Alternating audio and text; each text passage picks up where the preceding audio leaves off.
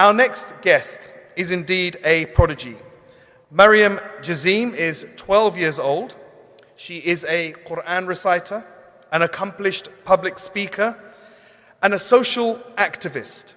Raised by a single father here in the UK, Maryam has won more than 40 awards already at the tender age of just 12, including Student Superstar and the Baton Award.